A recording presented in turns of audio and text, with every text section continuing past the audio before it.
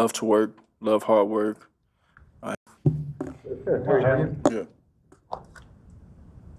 Hey, Jalen, with you and Nick Sirianni, how has your relationship grown over the last year? It's just grown day by day. And we obviously all, both of us, love to work, love hard work.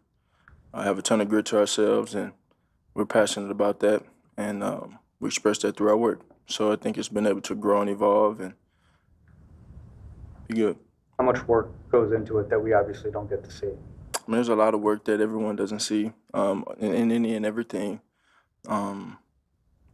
but it's about the collective, That collective, Jalen, Nick always preaches sustained success as he, enters the season. You guys have had a pretty significant degree of that. Is there something, as your 5th year as a starter, is something that's resonated that has enabled you as a group to have that sustained success? Yeah. I think it's just a mentality that's preached, and I think it's the lessons learned over time. I think all of us in this building have learned a ton of lessons throughout our journeys here, and I know Coach Sirianni can speak to that. I can speak to that. As a unit, we can speak to that, and as a unit, we've evolved and been able to find different ways to win on both sides of the ball, and so that's what it's about, really being able to remain a sponge, remain diligent in everything, and learn from all of your experiences. That's how you grow. Question about the new guys coming in. Last year afforded you guys some instant credibility for, buy-in and whatnot. What did you see in terms of that with new guys coming in the buy-in in terms of what you guys were trying? Who are you talking about? New players that weren't a part of last year, whether it's rookies or otherwise. What did you see?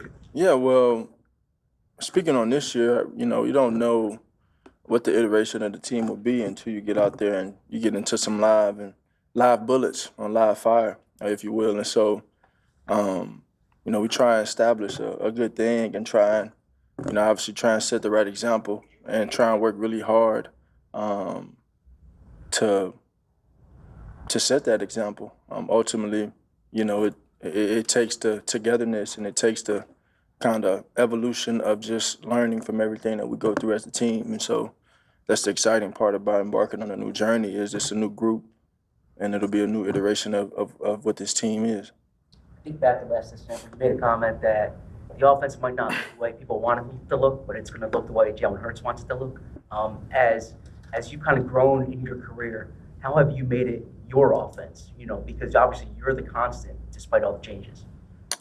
Yeah, just being that. I think just being present and examining my game and saying how can I evolve and how can I grow, yet number one, maintaining the main priority. And so that's what the objective has always been. It's always been that. And it's going to continue to be that, regardless of how it looks as a team. We just want to go out there and play efficient football. Go out there and play efficient football and find ways to score more points on the other side. It takes a collective group effort. From the outside looking in, we've always known you, I guess, to be confident. But are you more authoritative with your voice because 5 years in, you've built that type of equity here?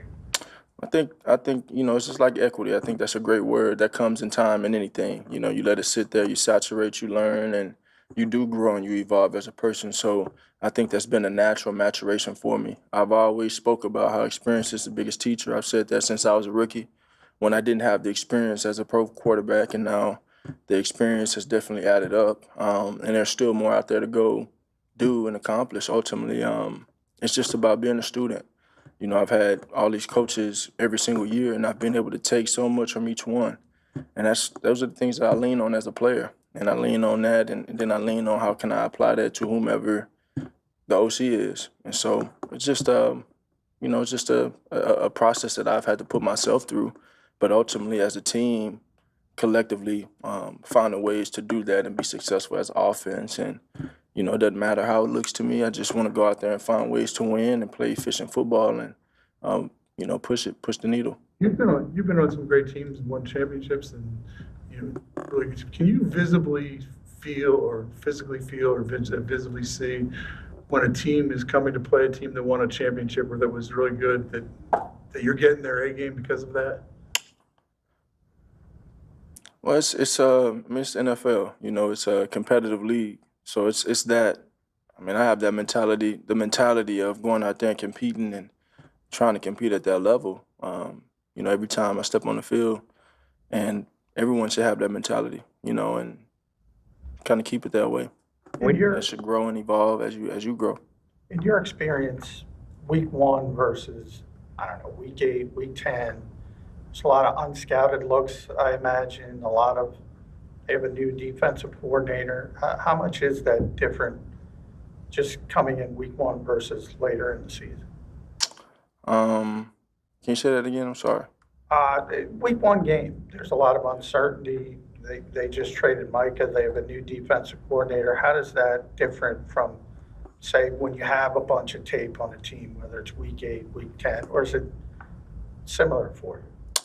You know, that all those things come into consideration, but there's still so much unknown. So you don't know. Ultimately, you got to trust the technique and trust the fundamentals that you've been practicing, you know, all summer and all camp to this point, and just go out there and play clean football. How's Cowboys with different without Micah? And it's going out there and trying to prepare to play a really good team as is, and focus on that. When we talk about identity, it seems like that's something that presents itself at a certain point. But when you guys have had success doing certain things, is there a temptation to lean in on those things? Yeah, whatever it takes to win. I think definitely, yeah, whatever it takes to win. Ultimately, we follow the direction and the head of the coaches, and so whatever direction they lead us in, that's what we do, and we evolve if needed. You know, it's kind of like you escalate it if it needs to be escalated, but you know, we just we don't know who we are right now. You know, so we just want to go in and have a really good week of prep and go out there and try and establish what we want to be. I know you don't want to look back to last year, but you guys finished in that postseason where you were really powerful, scoring, I think, 36 points a game offense. Can you take from that into this season? Is there things that you can take from what you were doing when you were on that run and build off it into the season?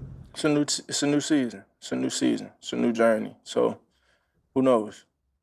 I asked Nick earlier this morning about what he's emphasizing with player-led leadership. He talked about habits, and I think that's a constant thing he's kind of talked about the last couple of years. But how does he emphasize habits? How do you embrace that, and what are habits that work for you? Well, when you said Nick, it made me really, the thing that he's been preaching a lot is contribution over credit, and the old sense of, you know, it doesn't really matter how it gets done, you know, just a matter of getting it done, you know, as a team, and really buying into that collective. And so I think he's had a habit of saying that. He's had a habit of saying that to try and go to that next level, it requires something more of yourself. And so I think he's done a really good job from a message standpoint. And as a team, we just have to continue to, you know, kind of be all in on that and follow his lead. When you hear him say that over and over about contribution, what do you reflect on? I reflect on trying to find a way to win and it not mattering how it looks. How often does Nick mention Larry Karras to you? And have you ever talked to Larry? And I talked to him, and he just talked about what a great player he thought you were from the outset. Have you ever had a conversation with him just about his thoughts on offense? You know, it's like 3 questions, but Well, I mean, we you know, we got the Cowboys this week, so trying to let's kind of redirect ourselves back. I know we kind of light today, but can I get one of those, please? All right. Well, they don't have Micah. What do you think about the Cowboys defense? Well, the Cowboys are a really good team, a really good team. Obviously, got a unit on the other side of the ball too, and that uplifts them in a number of ways. Defensively, you know, with Coach having a new defensive coordinator, you don't really know what iteration he's going to put out there on the field, and so it just comes down to kind of playing fast and playing clean football. Obviously, the defensive backs are really good. Got a really tight-knit front 7 group playing with Kenneth Murray. Very familiar with him and their safeties. They've been there a very, very long time, so they got a really good group, and they've always been able to